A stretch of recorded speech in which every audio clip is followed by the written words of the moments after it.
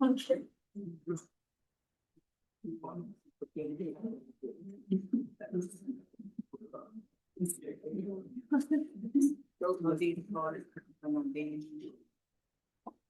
welcome everybody to our week 9. I guess we're at the midway point or just past in the semester. Welcome to the Ostrom workshop, our Monday colloquium, and really excited to have Professor Analena Bruce from University of New Hampshire here with us. Back.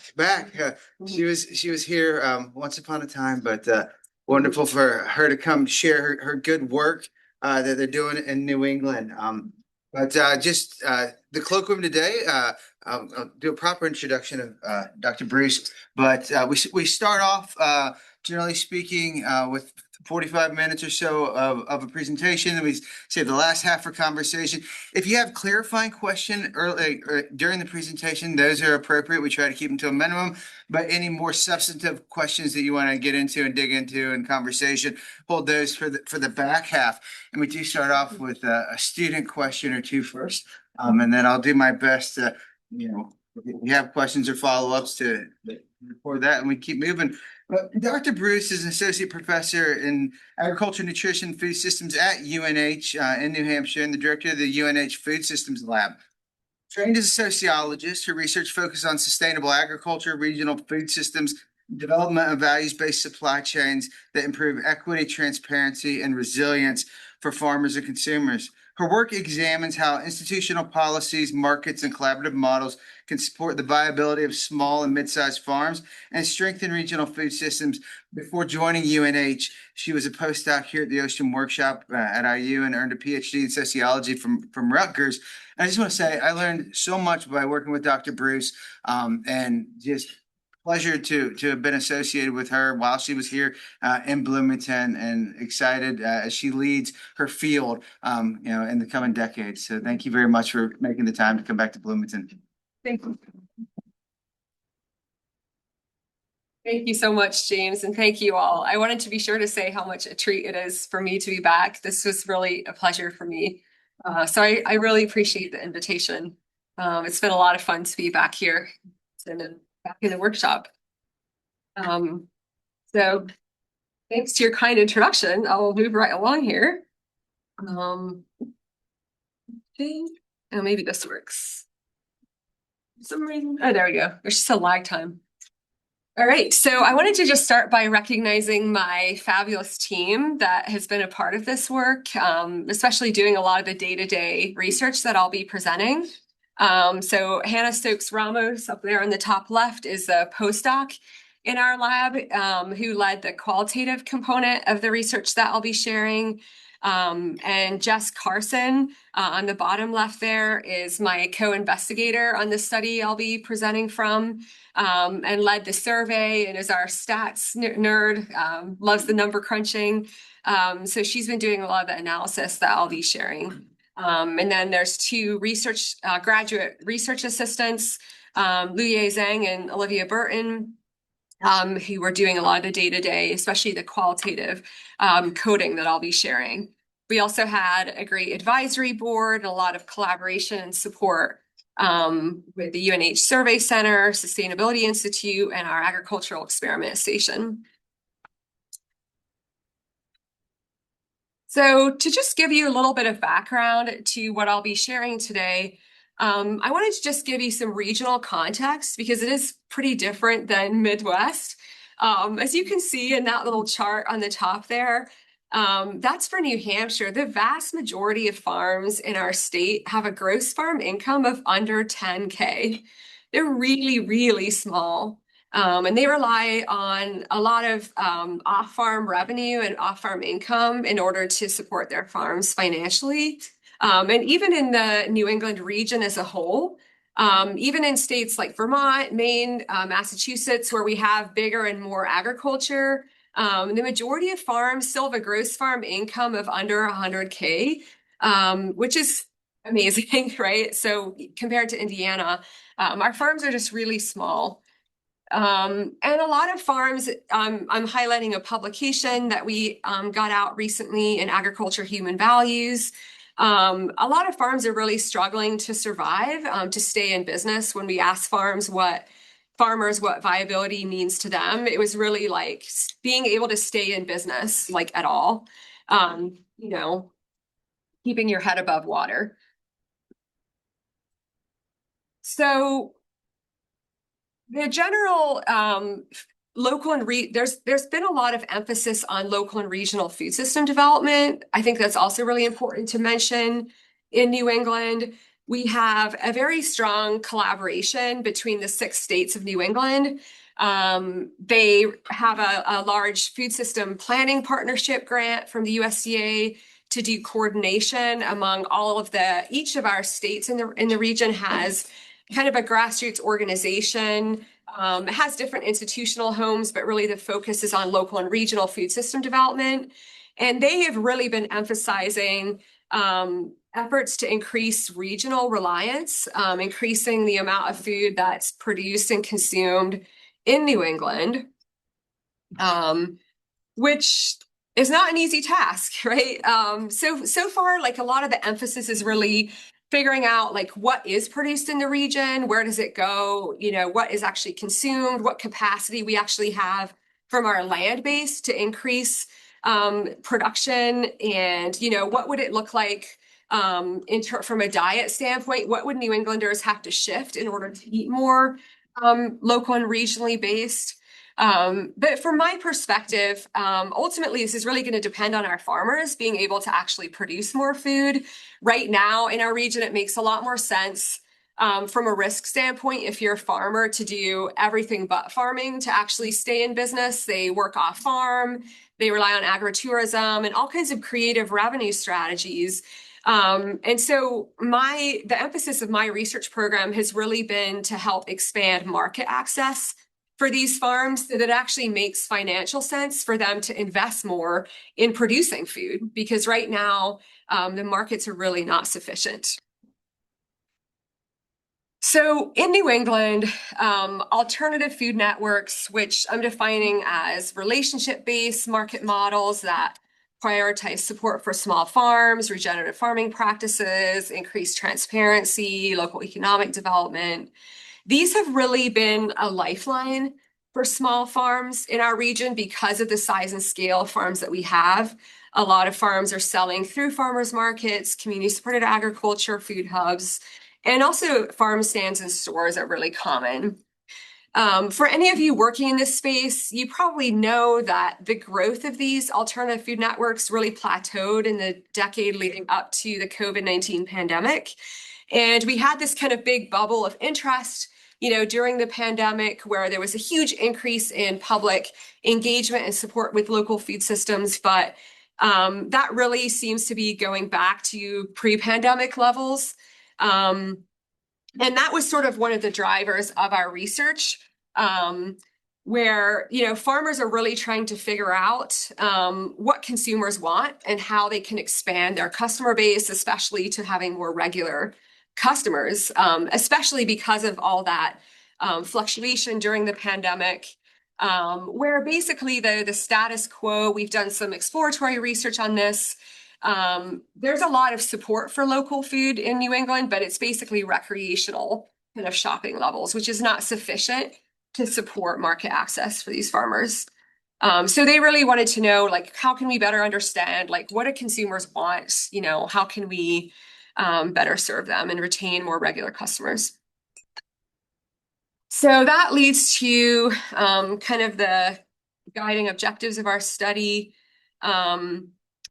There's been, as you probably, if you work in this space, you're probably aware, alternative food networks have really struggled to reach beyond a small kind of niche market of very committed, often more privileged, highly educated, often white customers, really leaving out many segments of the broader population who don't shop at these markets.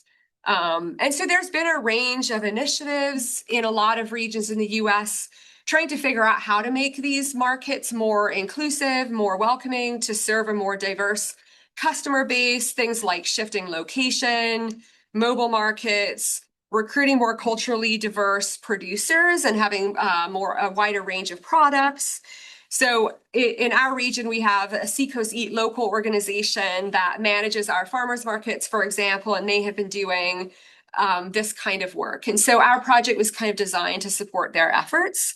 And what we've seen is that untangling these sort of relationships between racial identity, socioeconomic status, education, consumer attitudes, and shopping patterns has really been constrained by the fact that most research in this area has focused on understanding the attitudes and values that motivate consumer participation, but they focus on existing customers. So people that already shop at farmers markets, CSA members, those kinds of really focused groups, which is valuable.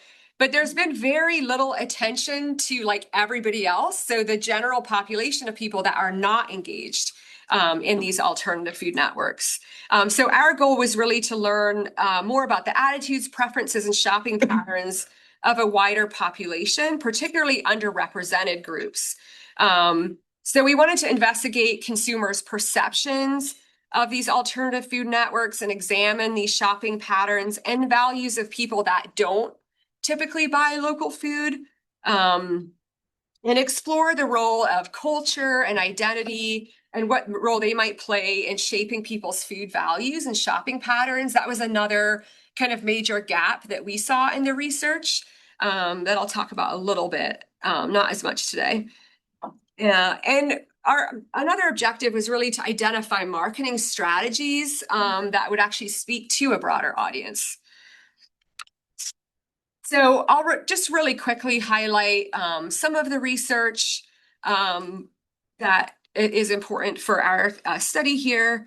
So in terms of values or consumer preferences that have actually been shown to translate into local food shopping from AFNs, again, a lot of this work is really limited by the fact that so much of these studies that I'm citing here tend to focus on existing customers. So that's a major limitation, but nevertheless, what they found is that people who grow food themselves or cook from scratch or really enjoy cooking, that's one big driver. People that value freshness, nutrition, healthy food, things like quality perceptions of food at local food markets is really important. It's more mixed on kind of environmental concerns and values, but some studies have shown that those values predict local food purchasing.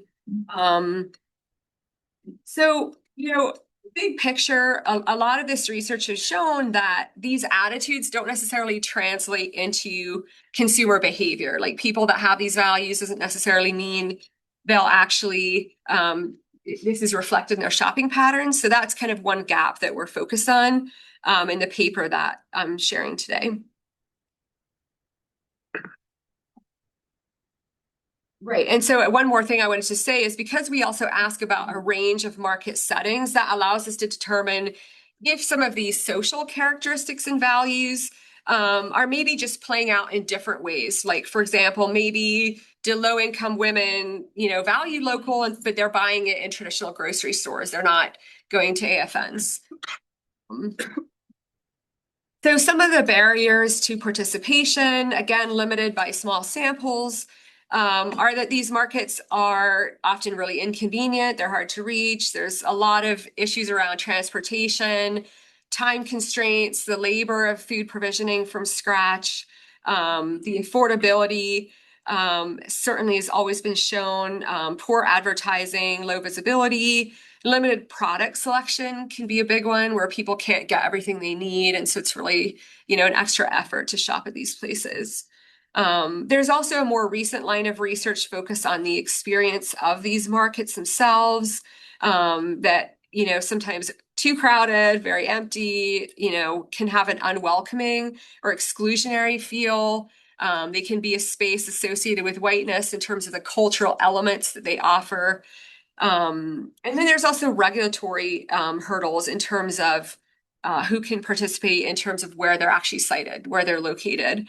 And research that shows even some of these interventions don't necessarily help to expand the customer base. So that was all kind of the driver for doing our work. And so the findings that I'll share today come from our New England Food Shopping Habits and Preferences Survey that we developed, and it was administered online by our University of New Hampshire Survey Center that really does an excellent job using a probability-based representative sample of randomly selected New England residents. So our survey questions encompassed food shopping behaviors, food-related attitudes, and then demographics among the general population of New England adults. So we had just over 2,000 completed surveys. And we made a really substantial investment in an oversample to increase our response rate for low income, Black, Hispanic, and Asian New Englanders because they were underrepresented.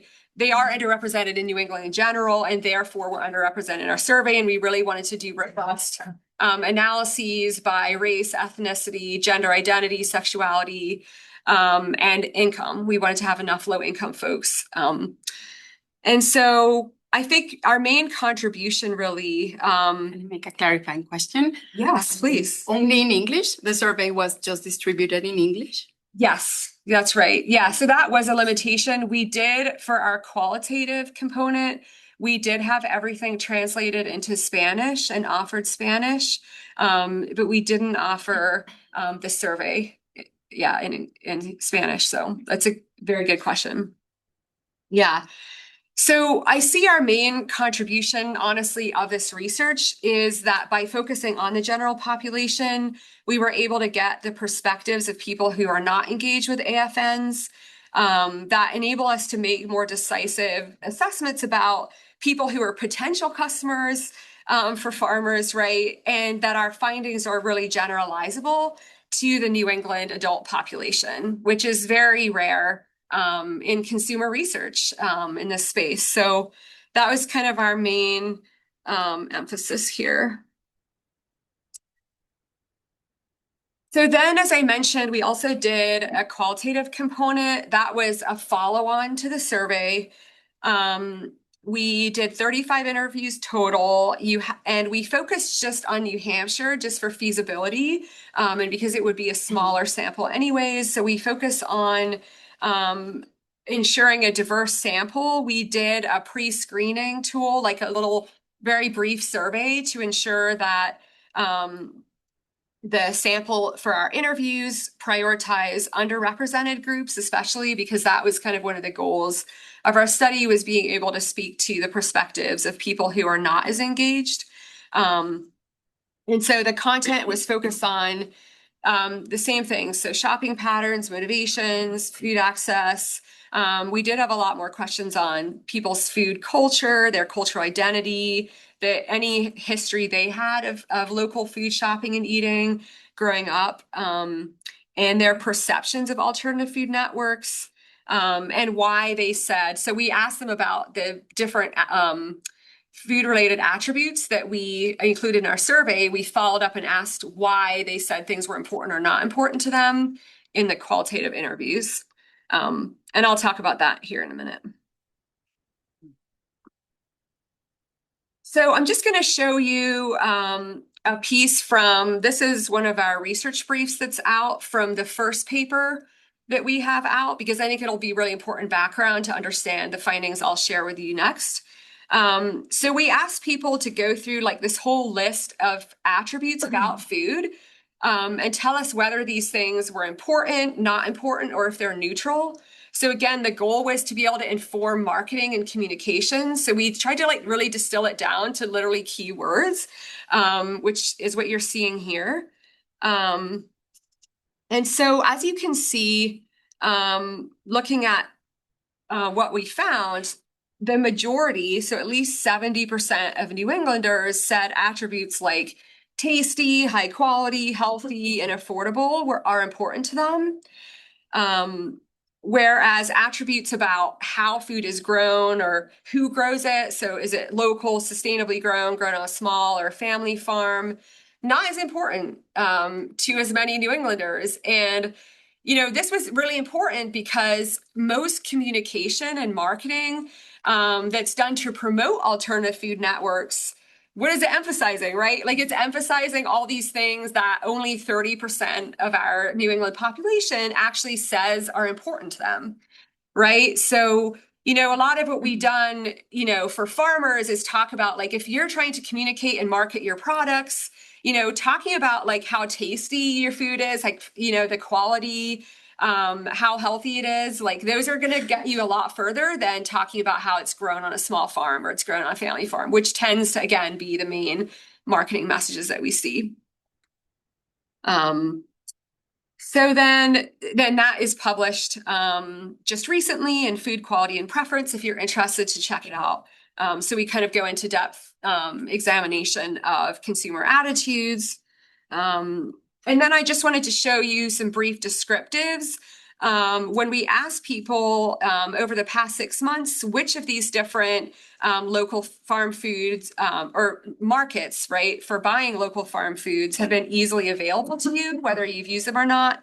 So these are our alternative food networks as well as retail, like grocery store option. And so what you can see here is actually it was like higher than expected. 64.5% said a farm store is easily accessible to them in New England, compared to something like a CSA. Not so much, right? What's the CSA? Sorry, community supported agriculture. Yeah. So yeah, a lot of New Englanders aren't aware of what that is. So I should have defined it. Sorry. So those are where people sign up to be a member in the beginning of the season. They pay for maybe either shares throughout the season, and then they get shares as you go along. Online, is that online of retail stores or? Yeah, so that was like any online. That's a good question. Any online option. And that was really reflecting the fact that this survey was pretty soon coming out of COVID. And a lot of things had switched to online, and there was a lot of attention to local farm marketing options being put onto online platforms. And we wanted to really explore that. But I would say it was kind of a weakness because we didn't make really clear what we were talking about. So I think we didn't distinguish well enough to have it be like a really meaningful finding. So yeah, good question there. Yeah, so more than half said farm stores or stands or farmers markets were easily available to them. However, then, they only actually shop at these places occasionally, right? So I'll show you, so that's where we're like interested in, well, what are the barriers, right? If they're saying they're easily accessible. So the other, background I wanted to show you, and then I'll get into the findings for today. We asked about the frequency of local farm food purchasing over the past 6 months. So you can see here, like, even though people said farmers markets and farm stands or stores are easily available, when we asked like how often they actually buy food from these outlets, you can see that New Englanders are only shopping at AFNs occasionally, like maybe once or twice over the summer season. So this is what I would call like recreational shopping, right? Like, so you're going to a farmer's market, you're buying a few things when it's, a really nice day and that sort of thing. But there's not that routine shopping that's sufficient to support market access for our farms. And so that's really the focus for this paper, where we want to know, are people who say local food and other associated attributes that are typically associated with local food, if they say they're important to them, are they more likely to actually buy local food from alternative food networks on a regular basis? So if so, what are those attributes? Like, what are the things that people are looking for that predict them actually buying at these markets? And then more importantly, like what predicts routine shopping in these alternative food markets? Because that's what we're really interested in, is routine shopping compared to like occasional or recreational or sporadic kinds of shopping. So like I said, our first paper kind of explored these different attributes. And here we're really examining those relationships between their stated attitudes and food shopping behavior through both qualitative and quantitative data. So I'll show you just briefly the sociodemographic characteristics of our sample. I can come back to this if there's time and interest. But another thing that I think we contributed here was improving on survey methodology by developing more inclusive questions, especially around racial and ethnic identity, gender identity, and sexuality. So instead of offering like a really limited number of categories, which is typical in a lot of survey research, we offered way more categories for race and ethnicity, as well as allowing people to self-identity for gender identity and sexuality. And that ended up being a strength and a weakness. I'm happy to talk more about that later. It made some challenges with our analysis, but it was definitely, we learned a lot from it. I have a question. Did they have to self-identify if they were the primary shopper of food in the home? No, they didn't. And that's a really good question. Yeah. Nope, they just had to be a New England adult to do the survey. We tried to keep it really short. So. Okay, so I'll show you our key predictor variables for our analysis here. I've talked about our alternative food network related food attributes. That's what I showed you with our research brief. So those were where they had to say if something was important or not important for things like local, organic, sustainable, healthy, affordable, convenient, small farm, right? So those were the attributes that you already saw.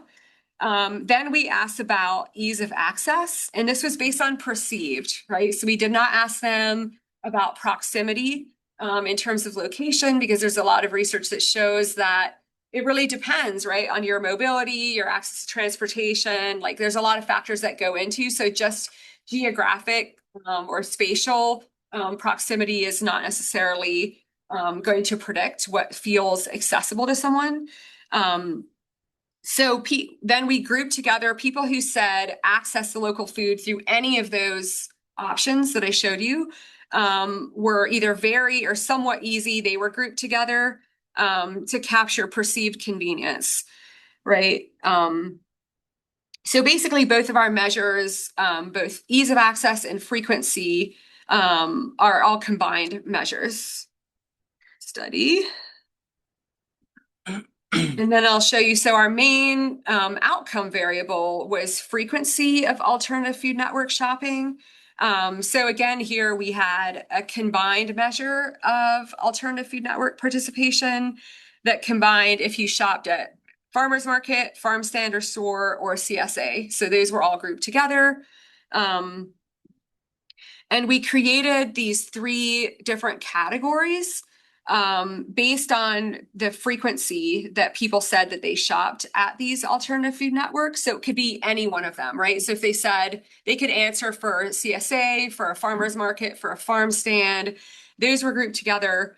And so this frequency is for any of those AFNs in one category together. Sorry, I'm not sure if I explained that right. Happy to answer clarifying questions. So you can see we have these 3 categories, right? People who never have bought local food from these AFNs in the past 6 months, people that are doing occasional shopping, right? So maybe once or twice per season, or more sporadic, and then regular shoppers. So that would be people that shop at them either by like at least twice a month, I think was the cutoff, or weekly. So that's our measure of regular or routine alternative food network participation.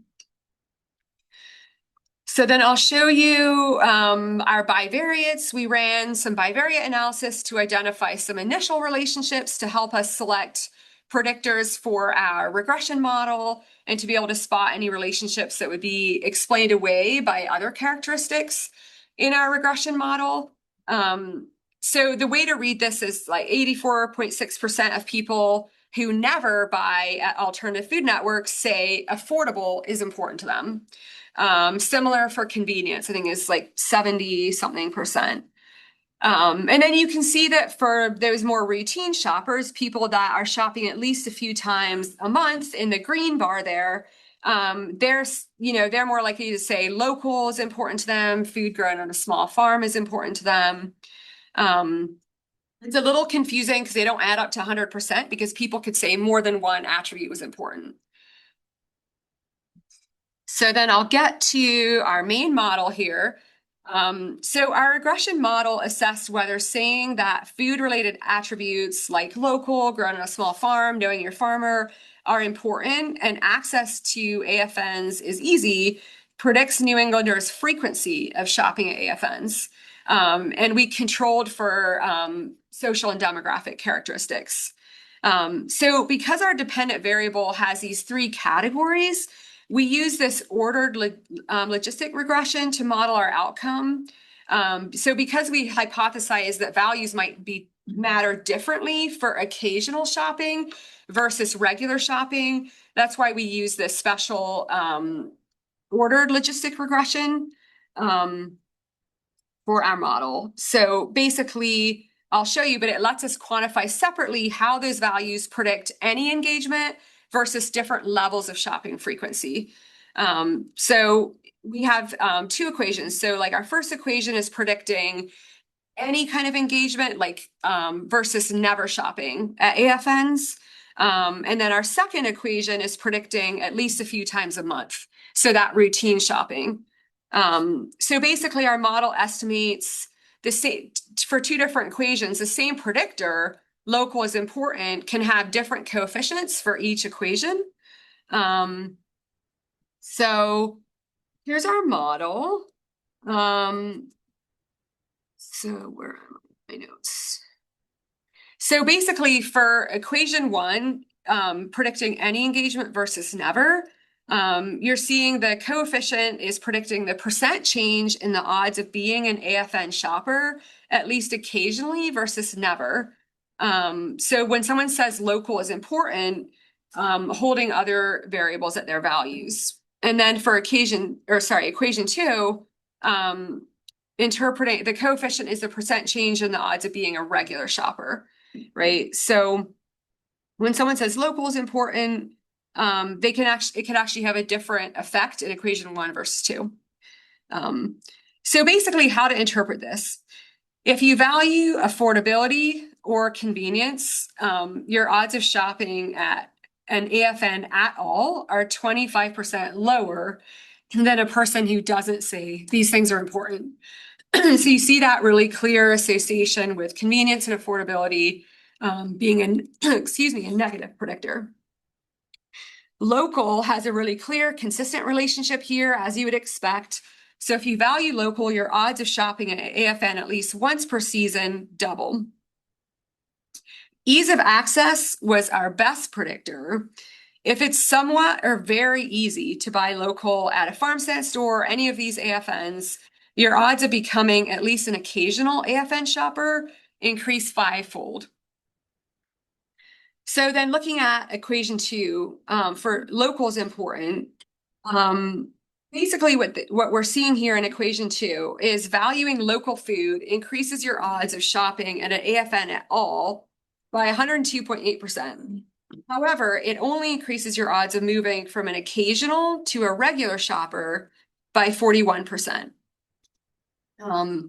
So for whatever reason, that payoff in valuing local isn't as robust at the higher frequency end. I think probably because of how important it is, the ease of access is like really the driver here. So moving on to this figure is essentially showing the same results in a more readable way, hopefully.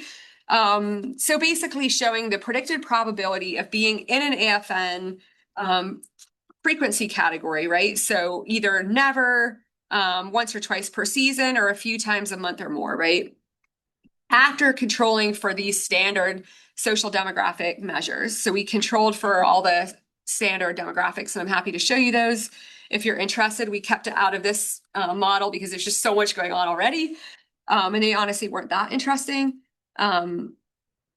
But so the figure shows predicted probabilities of these combinations, right? If someone's saying local is important and they have easy access to AFNs.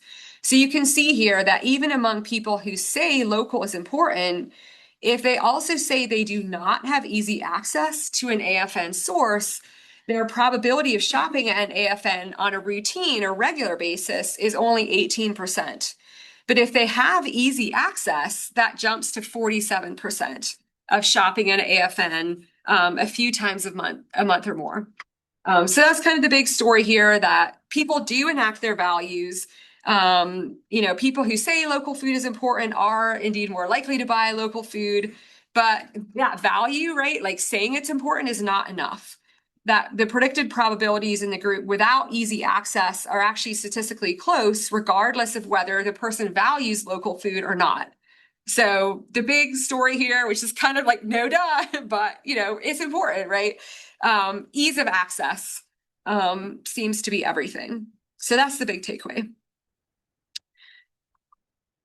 So then I'll just show you some highlights from the qualitative component where we were trying to dig a bit deeper. So as I mentioned, we did 35 interviews, we did a pre-screening so that we could really capture a diverse range of perspectives and experiences. And we asked people to describe any barriers to accessing local foods and things that would make it easier for them, or that make it more likely that they would actually shop in these alternative food networks.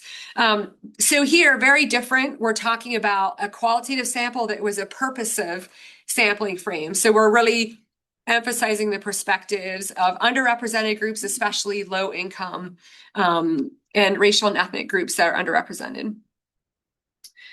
So big takeaways here. Number one, people talked about that lack of affordability as in being embarrassing. This was a common theme that came up where people just felt a little uncomfortable even going to the farmer's market because they expected that it would be expensive. And so they perceived that they would feel uncomfortable and embarrassed as not being able to afford the food there. And so they talked about the embarrassment of having to go somewhere and not actually be able to buy things and have to go empty-handed, and that's awkward, right? So that was one theme. Another was that prices end up overriding local food values. So even though, and I'll show you in our demographics, we did not find a significant difference by income. It grazed significance, but it wasn't, or race and ethnicity. So really the barrier here was prices. So even though low income people talked about saying, local food's important to them, they value it, they have to make a financial decision because they just can't afford the prices that they associate with AFNs. And then finally, we did have a theme that came out of the interviews around lack of familiarity, just not even knowing what some of these food venues were, not being aware of them, not hearing about them, and not having that sense of belonging, feeling comfortable, feeling like that was a space that they would feel welcome or they would feel comfortable. This person talks about being a person of color and feeling like they're the only person there. People are looking at them, or talking about, oh, I didn't even know food co-ops were a thing. We heard that about CSA and farmers markets as well.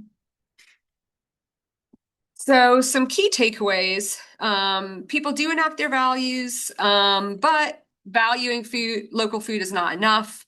So as I said, people that don't have easy access, those groups are actually statistically close, even though they say local is important to them. If they're not able to easily access it, it doesn't translate into routine shopping. So I think our findings suggest that just education is not enough. Even if everyone cared, that's not going to be sufficient for increasing market access. And so buying local food from these alternative food networks needs to be more accessible for people to be able to do it more often.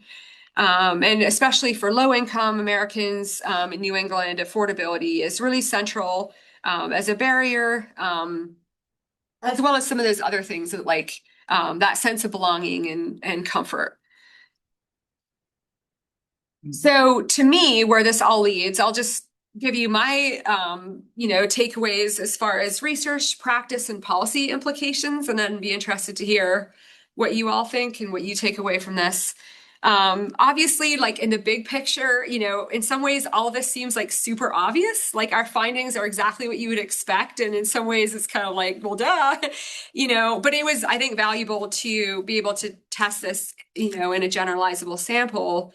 And I think there is important implications here. So in the short term, I think they really indicate a need for increased funding to nutrition incentive programs, like the farmers market, like Double Up Food Bucks. If I don't know what program you might have here in Indiana, but there's, a lot of states have programs that make farmers markets more accessible to low income people by giving them some kind of financial incentive. So the model in Massachusetts is incredible. SNAP recipients get a 1-for-1 match. So any fruit or vegetable that you buy in a farmer's market in Massachusetts as a SNAP recipient, you get that money back into your SNAP account. And it's been hugely successful, both in increasing accessibility of fresh foods, but also really infusing a lot of revenue into the local agriculture. So really supporting farmers. So I think that kind of model just needs to be strengthened. As you maybe know, that funding is really hanging in the balance right now in the Farm Bill. So I think our study shows the importance of those programs. Longer term, I think expanding eligibility and support to these emerging market models that increase accessibility. So in other words, not just supporting places like farmers markets, but supporting a lot of emerging market models that are designed to be more accessible. And I think it helps farmers market managers, local organizations, community organizations that manage farmers markets and other local food markets of really what to prioritize, what's important in their decisions around location, accessibility. And then I think it suggests the need to advance the development of collaborative aggregation and marketing models that are really designed to increase flexibility, accessibility, and convenience and choice, both for customers, but also limit all the time farmers spend on doing all their own direct marketing. So here I'm talking about models that I think are an emerging adaptation of direct-to-consumer markets that really blend aggregation for multiple farms with that direct relationship to customers. So I know you all have a farm stop here in Bloomington, so that would be a classic example that I personally am really excited about. But any kind of multi-farm stand or store, online farmers markets, multi-farm CSA, food hubs that do direct marketing, that's really the focus of my other major research study. And very conveniently, this particular paper, I think, really suggests support for that kind of model. But maybe I'm biased, so I'm curious to hear what you all think about that. So then just to wrap up, we have one more whole set of analyses on perceptions of alternative food networks that's really getting more into our data on cultural identity. We ask people, is there a type of person that shops at farmers markets? A lot of New Englanders say, yes, there is. So we're looking at that and how it predicts where people shop and their perceptions. And we have a couple more research briefs in progress on those aspects. But in the meantime, 2 of our research briefs are out, so please check them out if you're interested. And thank you so much.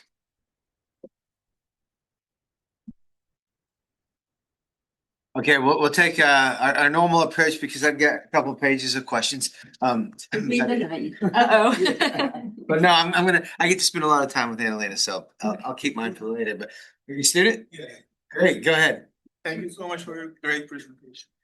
Okay, I have 2 questions. First question is that you had a great large sample data. I was wondering what was your response rate? Because how did you gather that amount of fascinating survey data? Because Yeah. data is, That's a really excellent question. I'm so embarrassed to say that I didn't have our response rate, did I? Yeah, it's 20. Yeah. 100. The response rate. And let me see if I have it in my notes. I hope I do because it's been so long. I don't know if I remember. That's bad. It wasn't okay. Yeah, our response rate was 36%. So it wasn't great, but basically the way that we got such a robust sample is because we worked with the UNH Survey Center, which is really state-of-the-art survey tools, and they actually built a regional panel just for this study. It basically took our entire grant. Honestly, this data was I think it was like 140K. Like we invested 40K just in the oversample so that we had a better response rate because initially our initial data collection, we did not get sufficient response rate from all these underrepresented groups that we really were interested in hearing from, which is typical for a survey. And so that's where we actually did 2 follow-up waves of data collection.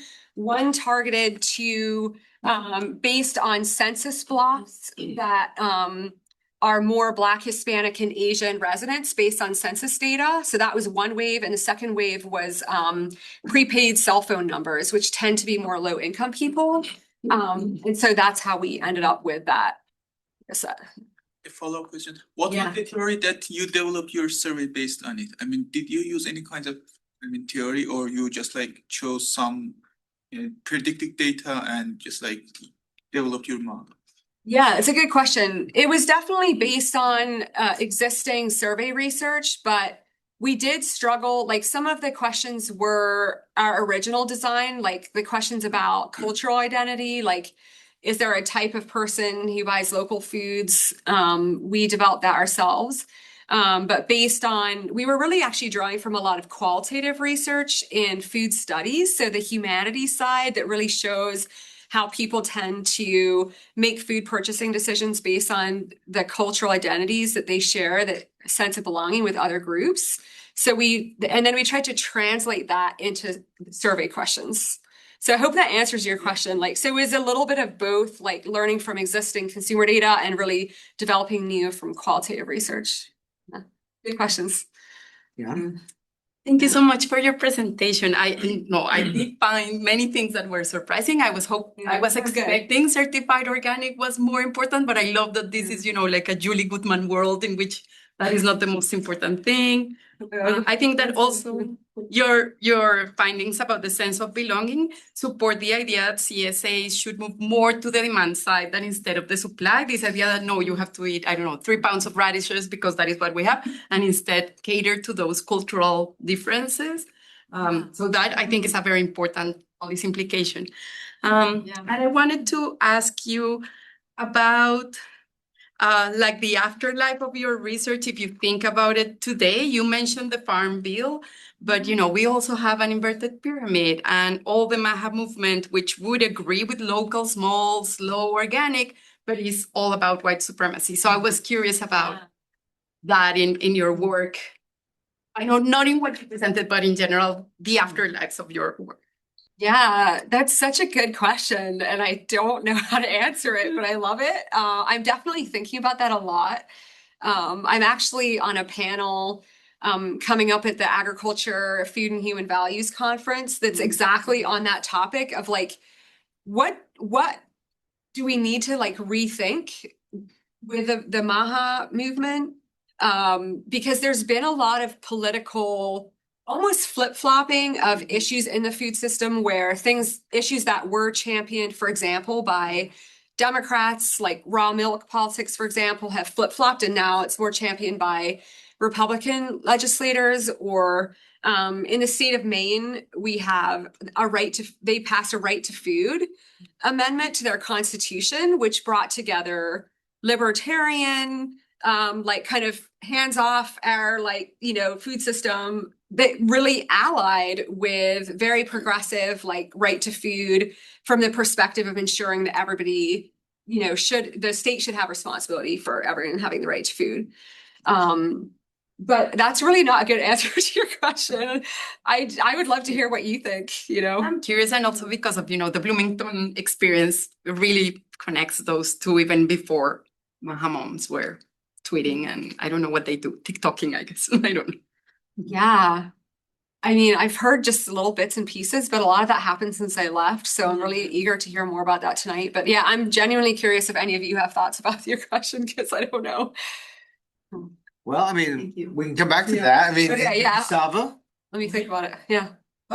So a couple of connected comments. So at the end, you are talking about the market. So let's start thinking about supply and demand. So Sure. on the supply side, I think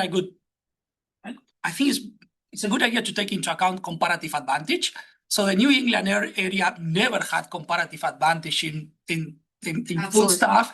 I was checking exports in colonial times. Food stuff is not even listed there. So essentially, comparative advantage play a role. So you can think about the US as a huge free trade area where people can demand some products but can be produced in another part of the country. Okay, so the second thing is more on demand, and then I think probably with the data that you have, there is room to distinguish in two different things. Local versus healthy or organic or whatever. They are two very different monsters. Let me give you an example. It's like you can buy local heavily, like you go and buy chocolates to Nashville every day. Not very healthy, but I love lentils. They are not produced in Indiana. So essentially, they are not the same thing. So I think maybe that's kind of something to distinguish here. So it's you may have a demand for healthy, organic, however you want to define that stuff, but does not need to be necessarily local. So, and then you can say something about how people perceive that thing, because in regular stores, they have access to organic things too. So essentially, they might be substituted, okay? And then the final thing that probably is kind of related to these last comments is, well, markets access is endogenous, no?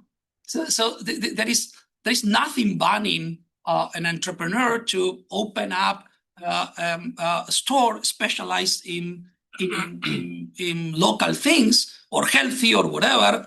Some of those are happening, but they are not happening at the same rate of something else.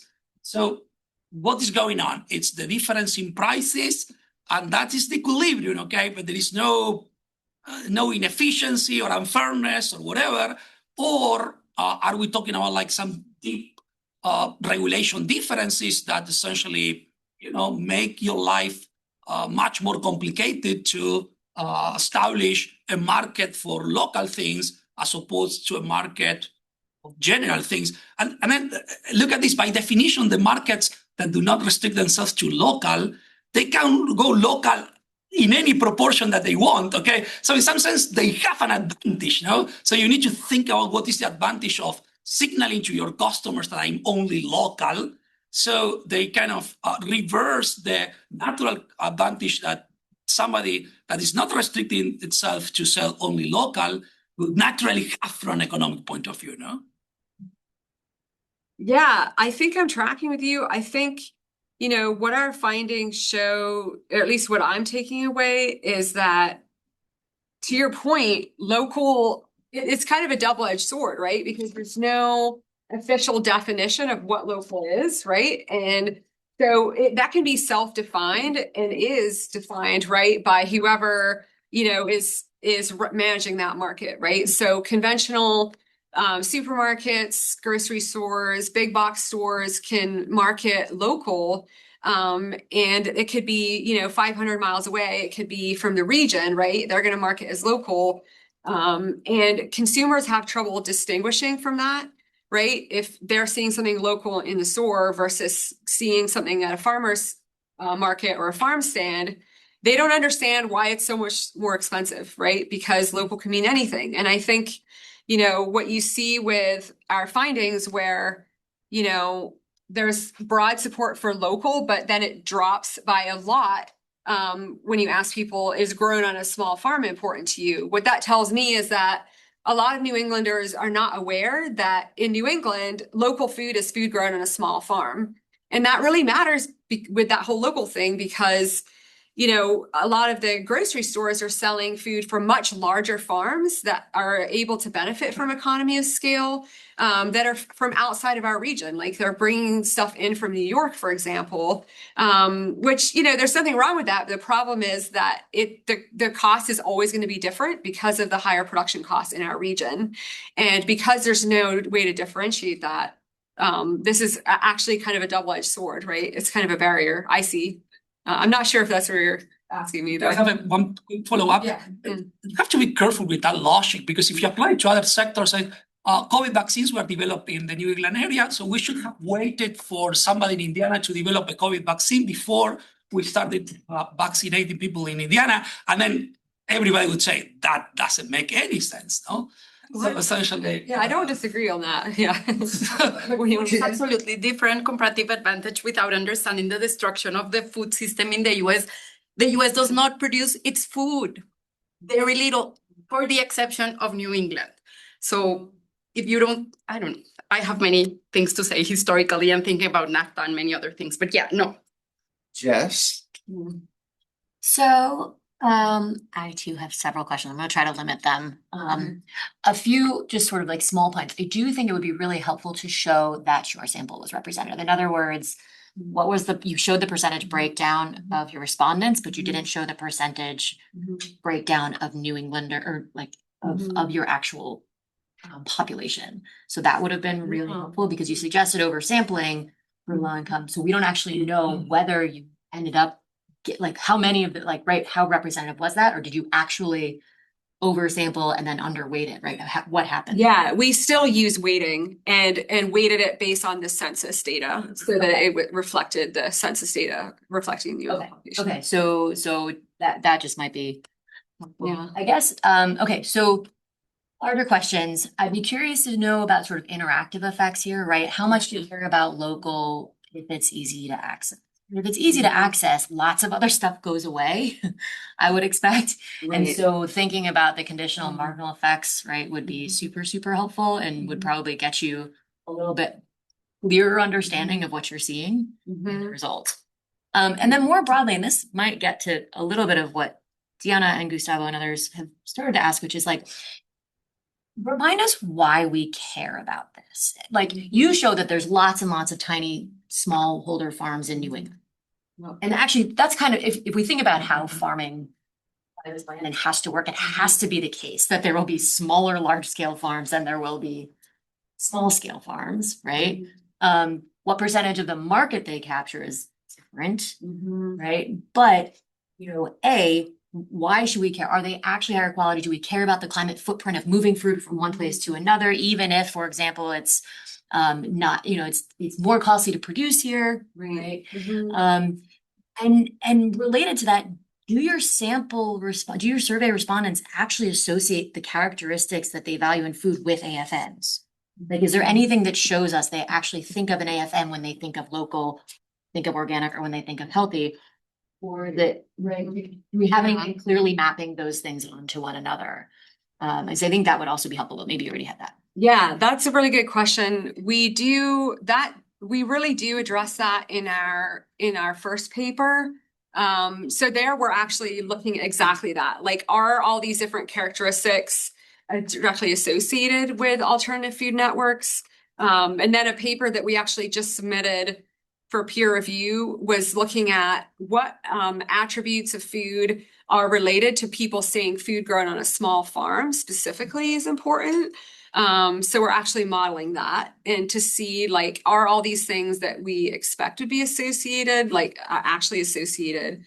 But then to your point about like, why do we care? I think that's, a very valid question. I guess to me, with the caveat that, right, like people might have different understandings about the value of local versus versus price versus like totally. You might care that people are getting whole foods regardless of where they're getting them from. Right. Exactly. Right. So what are the relevant? I think it's a really good question, especially from an accessibility standpoint, because as we've kind of been talking about, food produced locally in our region is just inherently, it is more costly because cost of production is so much higher when you're operating at this really small scale. We have very limited seasons. There's a number of reasons why cost of production is higher.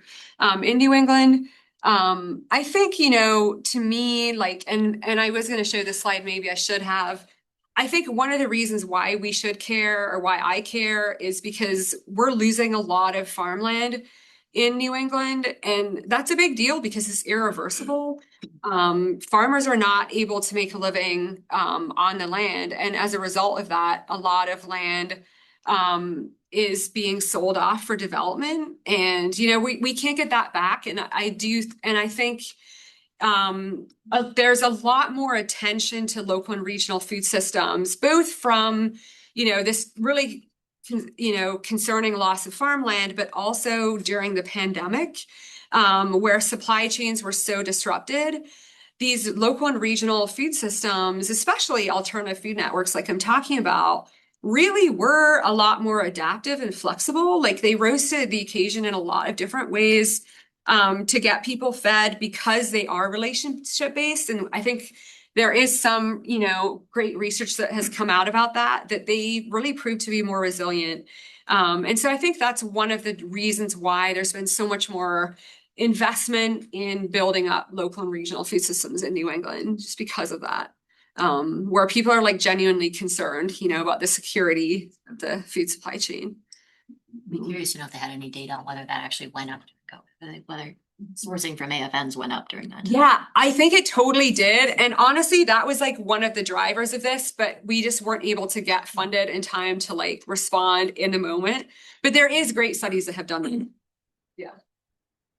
Good question. Looks like Fisher, you go ahead. I got one, but Okay. I was reflecting on, I lived in New England, so I understand New England. I've got friends in New England.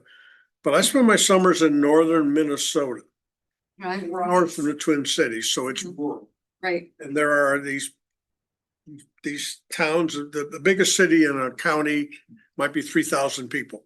And that's where the farmers markets, whatever it got, will be. And we're there for the whole summer, so we go to farmers markets, and it's interesting to kind of watch them. And many things you said are very true. It's more expensive. It's the recreational visitors who are going there rather than the locals. So, but one of the things I've seen up there is the market there. They have a Saturday market, which attracts the visitors. And then they do a Tuesday market, which is more related to locals or people that are there the whole week. So, and there's a different, we tend to go to the Tuesday one because it has a little different perspective of what they're selling. And then there's a splinter off where instead of the farmers market in town, there are these farm stands or multiple farm stands outside of town. And the most successful one that I've ever seen is outside a liquor store. Nice. And the liquor store that day on a Tuesday where we'll have a sale, typically to seniors. And then you've got a farmer's market there. And so it's an attraction. So there's some, I would just say, I would say there's some smart marketing going on there. People are figuring out how to sell more things. Do you see that in New England? We do. I mean, not necessarily the liquor store thing, but I love that. I mean, I think that's one big implication is, citing these markets at places that people are already shopping. Like it's hard to do, right? It's difficult. And there's a lot of reasons for this, that this is not my area of research, but there was actually a new market created in the past like 3 years that was really similar to the context you're talking about in a rural part of New Hampshire. And it was really cool. They actually contacted us and used our findings to inform their marketing campaign. And basically their marketing messages were really catered to connecting on a like identity and like culturally with the local population, and just like making it clear through a lot of their signaling and the language that they were using of like who they were trying to appeal to. And it would like, as in not the outsiders, not the people, the tourists from Massachusetts, but like the people that actually live in that community in terms of just the all the messaging they were using. And, the last I heard, they were doing well. I hope it's still the case, but that was kind of cool to see. I'll give you 2 examples of how they market interestingly. One is the liquor store will say 65 and older gets a break. They don't check IDs. If you're 55, you look old. They're doing anything they can to. And the second thing is the farmer's market. There's a few people at these markets that will bring in produce from several hundred miles south to start the season a week or 2 earlier. Yeah. Mhm. Cantaloupe, watermelon, things that are showing up and you're going, Yeah. I don't think it's ready yet. Well, they're just getting you attuned to the fact that you're buying that stuff. And so Yeah. there's some interesting things going on there. Yeah, that's actually an important strategy that came out of the other project I mentioned on collaborative aggregation and marketing that is really important, especially in New England, is our season is so short, they're actually bringing in products that are not seasonal from outside the region. It makes sense because they need to retain their customer base. Otherwise, people will go away and forget about them over the winter, and they really have a hard time getting back. So that is actually something they're doing. Yeah. Thanks. Do you have a question? So Or do you go ahead? Yeah, just briefly. So obviously where people do go to buy their groceries, as we found, is the kind of place which is easy to access, which is mostly a supermarket. So how difficult, and obviously the government wants to somehow get the local farmers' food to the people. So and the supermarkets don't really, it's not really profitable for local supermarkets to carry it because of price difference compared to what they get through their supply chain, say from California.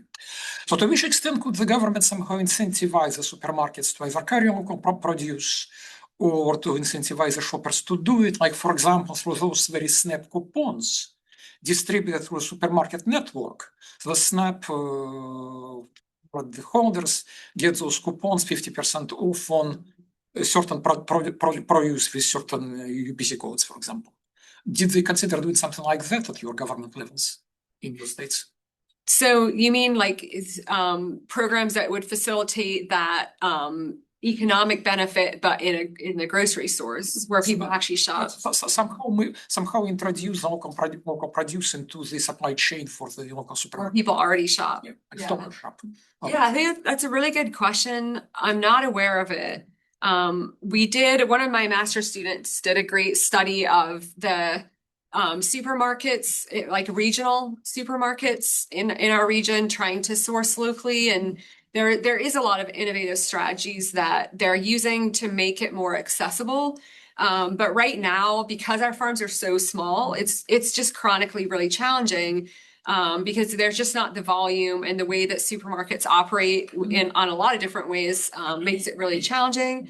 But there is there is a lot of strategies that they've developed. So I think it's a really good question. I guess my concern with that is kind of what I was saying in response to your question. Like, what I'm concerned about is when a grocery store markets a local product, it often is from outside of our region that's produced on a larger scale, and that's why they can get the volume and the price that they're looking for. And I guess what I meant to say there is it really it makes it difficult for our farmers to compete. They're never going to be able to compete with those margins. And again, it makes it confusing for the consumer. They don't understand why local food is so much more expensive than the local food they get in the grocery store. And again, it's that economy of scale. So I guess my concern with being able to use those SNAP incentives there, I think that's really like the heart of a central food system issue as I see it. Like, it would address the food accessibility piece, where local low-income people probably are more likely to shop, and that makes a lot of sense. But I think it would be a disadvantage to our farms. And so it's tough, These coupons, one kind of chains like Kroger, they do associate coupons with individual product UPC codes. So like this bag of carrots has this code, you can use it to coupon. Right. Other bag you cannot, for example, for multiple brands. Yeah, I know some of our regional supermarkets were talking about that as well, like creating a barcode system for local where you would actually be able to get more information. And I think that is interesting because it would help address that issue of perception of like, what is local, and the lack of clear definition, right? That would make it more meaningful. So yeah, that's a really good point. I'm sorry. Yeah. It's so hard for me to sit quietly. Please. It's a challenge in working with these larger, Fresh Time, Kroger, et cetera, is they might have extra requirements. Like, for example, with milk, not only do you need to be inspected and tested by the state of Indiana Board of Animal Health, but they also want a third party, which is really cost prohibitive for small producers. But 70% of the people in the world are fed from small landholders and peasant farmers. So if you think about it globally, the small farm does matter. It matters from a food security and food sovereignty perspective, because not as much in the U.S. anymore, but it also matters from like a cultural perspective of the rural culture that's been decimated by consolidation of agriculture. So there's a lot of factors, both culturally as well as food sovereignty. I'm sorry. Yeah, no, I like water, Mhm. the necessary for survival. And water has largely been cared for as a utility, but food is left to the private sector. Right. So anything goes. You don't Yeah. make margins. Foods are inherently low margin profit businesses. That's why we don't have Kroger's, why we have food deserts now, because they just don't make enough profit there and they don't care. And there's no utility to food. Right. So if municipalities saw food as a utility, we would be getting somewhere to address these access issues. Yes. 100%. Human. Are there alternative cooperative models that lower the overall price of production? That, I mean, I'm curious, I don't know enough about the region, That was but my question. expect that Yeah. if the central problem is that you can compete, Yeah. right, with non-locally, and I also am very surprised that New York is sufficiently unlocal to, right, that's impressive to me. It depends where you are, right? Exactly. Connecticut, like, Exactly. you know, New York, of course. But I, you know, if the problem is, if, you know, you've been framing this as a market access, which is gonna, I think, lead your audience to think about certain things. The question is whether you want to keep framing it that way, because you may continue to deal with Gustavo's kinds of questions, right? Yeah. But but if you are going to think about it from a market access perspective, then you might also, it would be helpful to know what are the decisions beyond marketing, right, that farmers can Yeah. take, whether it's working collaborative through some sort of cooperative structure. That could- Yeah, no, totally. I mean, that's so the other study that I'm working on now that I'm really excited about is focused on these, I'm calling them collaborative aggregation and marketing models, for lack of a better word. So, you know, these more values-based food supply chain models that farmers are aggregating together. And one of the potential benefits is to lower the cost. But I see that, but so far the kind of the jury's out, right? It definitely reduces their marketing time and labor because they're not having to market everything themselves, right? So the idea is that by working together, they're through either a nonprofit entity or a private enterprise, they're able to, you know, market collectively, and so that is reducing their labor time. Does it reduce the cost of the food by eliminating a lot of that marketing time? I think that is still, we're trying to determine that from our work, and I don't feel like we have enough data to really make that determination yet with what we've done. But for example, we've done a financial assessment of these models to see, you know, how they're playing out for farmers on the financial side. And it's really tough. Like these are definitely emerging models, and a lot of them are not economically viable at this point. And it kind of goes back to what Jody was just saying, like the margins in the food industry are so incredibly tight that for any of these alternatives to be economically viable or even competitive, when again, if you're sourcing from small farms, often the production costs are higher, like it's really tough to make that work. So I think I'm on the fence as to whether they really have the potential to be more You affordable. have said that education is insufficient. Yeah, no, So- 100%. Right? So like, then the I mean- question is, if they're not gonna do it, there's gotta be Yeah. some. Well, and that's where like I would advocate for, you know, these programs that essentially are offering a subsidy, right? I actually think that is in the public interest. We're subsidizing industrial agriculture a lot. So even just like a small subsidy through these nutrition incentive programs, you know, they make it affordable to low income consumers, but and still allow for farmers to get the price that at least meets their cost of production. So without more systemic changes, that's kind of where I see. So we have It's a good point. Diana, Natasha, and I have no clue if anybody online is wanting to ask a question. Didn't see any. Okay, thank you. I meant to ask you earlier. Is it none of the Natasha? I was just wondering what role seasonality plays in values, because if you can only exercise these values like 3 or 4 months a year because you have a really short growing season, it seems like participating in it consistently is a really important way that people buy food and cook and think about where their food comes from and all of that. Yeah, that's a really good question. We should have probably asked about seasonality in our survey, but we did not. Definitely, it is a huge challenge in New England because our growing season is so short.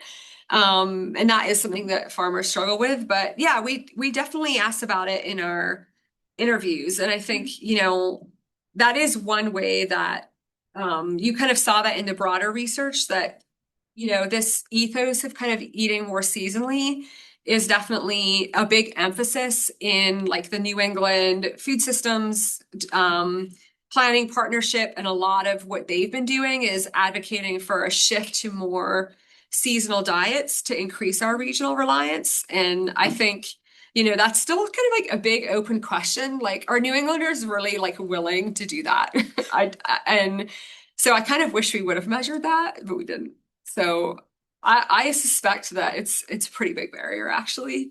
Because like you said, yeah, it's hard to keep that momentum in such a long off season. But I mean, that's one reason that season extension Use though. You're right. Yeah, you're right. I mean, and I think that the cool thing about a lot of these aggregators, right? Like farm stores, Farm Stop is, they're able to have at least some local products like meat, dairy, root crops, storage crops, right? And they're doing more like value added, frozen stuff, and then just bringing in a little bit of fresh, like they're able to kind of stabilize that seasonal flux where they're trying to retain their customer base by both, like local stuff that is available in the winter, but also bringing in from out of the area. And another thing they're doing that to try to like keep in business is like seasonal like wreaths and stuff like that, like holiday stuff that are kind of like high dollar items to like keep the lights on during that off season, which I think is creative and seems to be working for some in the models. Yeah.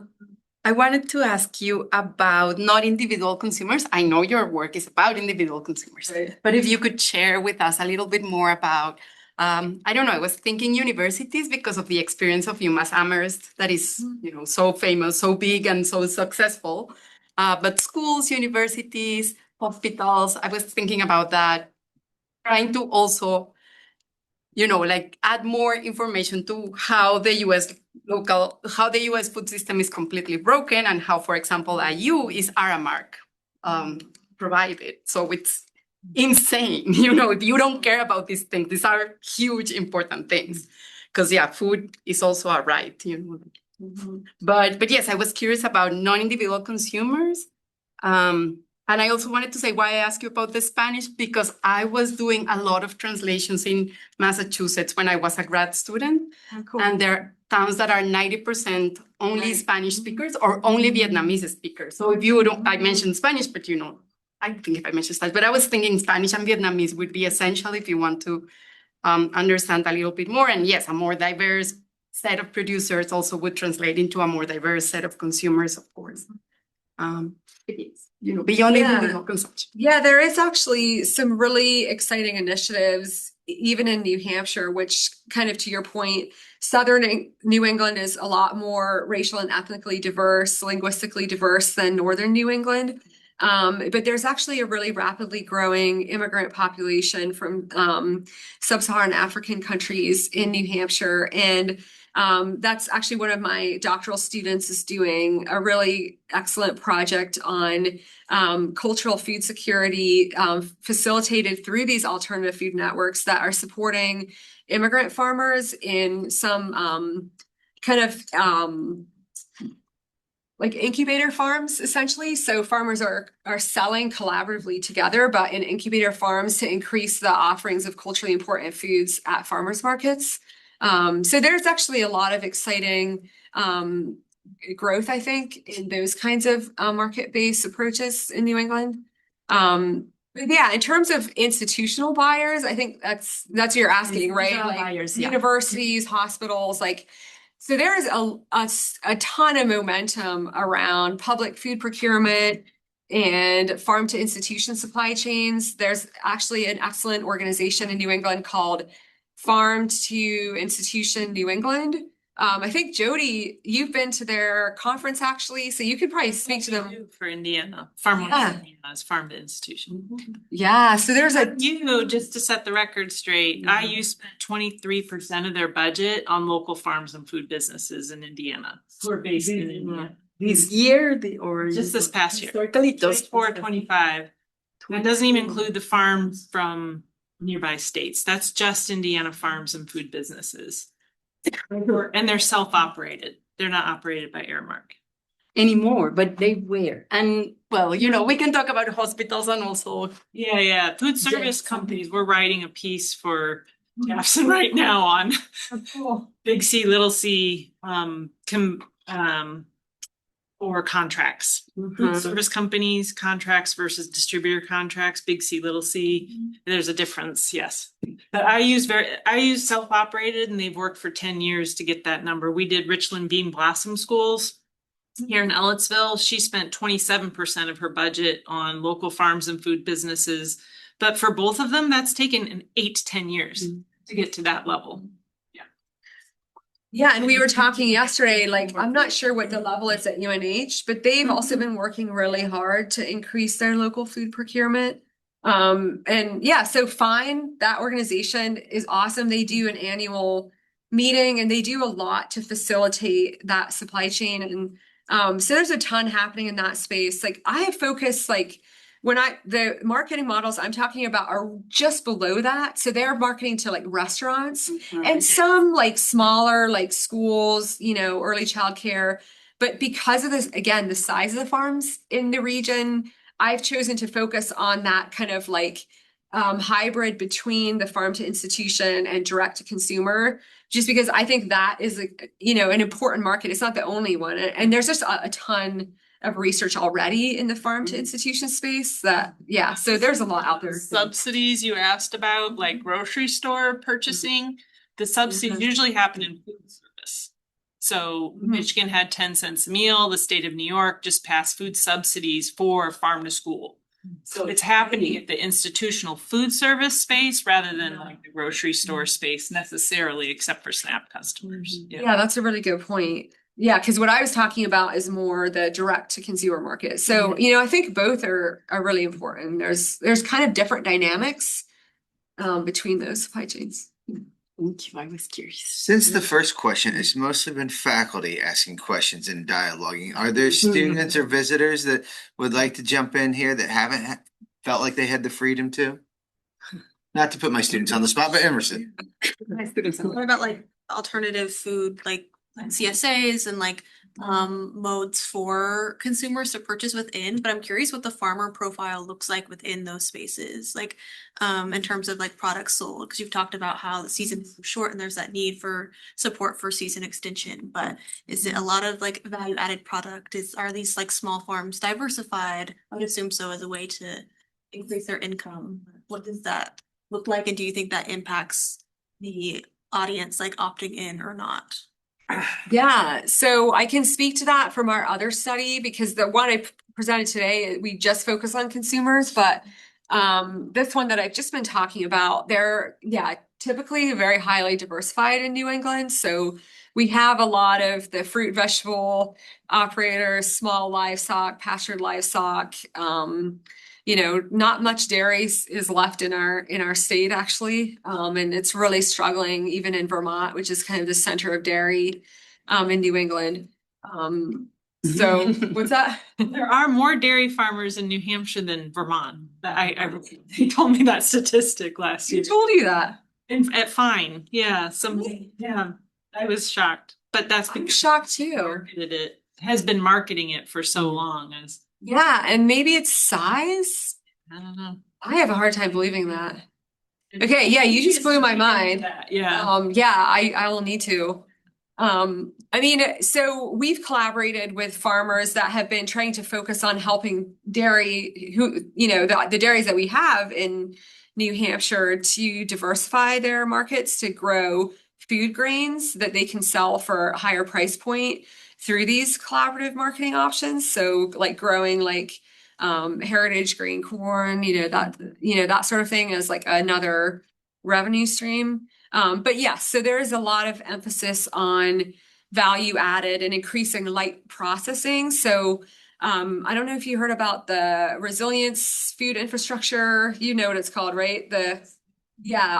Resilient food infrastructure, federal investments in our state of New Hampshire, they have really focused on developing that kind of middle of the supply chain. So supporting more value added and light processing, exactly because of what you're saying, like to increase the, first of all, just have increasing the revenue, right? But also to stabilize with the limited growing season.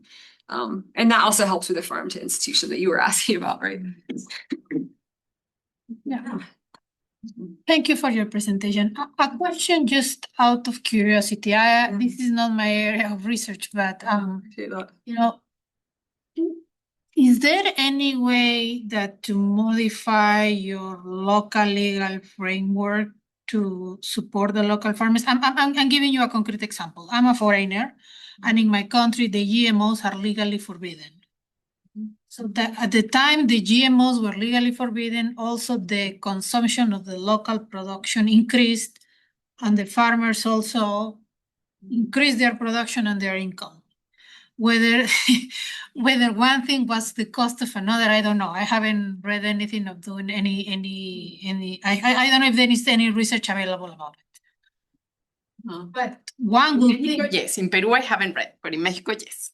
So yeah, so then I don't know when the legislators passed this law if they were thinking what they were thinking. To be honest, I don't know.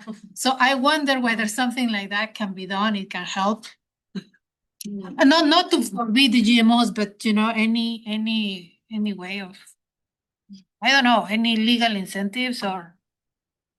Well, I guess what I would say is that because of a lot of advocacy work in the US, you know, we now have a number of programs in the Farm Bill that directly subsidize and support local agriculture explicitly through things like value added, local and regional food system grants, market development grants, planning partnerships to facilitate regional food system development. So we actually have a number of programs that are really designed to support local farms, and you know, they've been funded through in the past 2 farm bills, I think.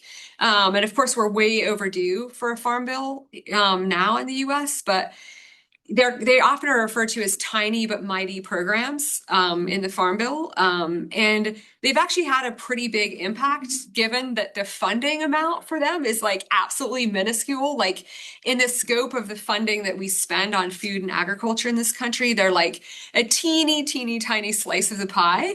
But they still have this big impact. So, you know, that's kind of what I'm advocating for here, is to just increase the funding for these programs, because they do have a lot of success and they could really make a difference.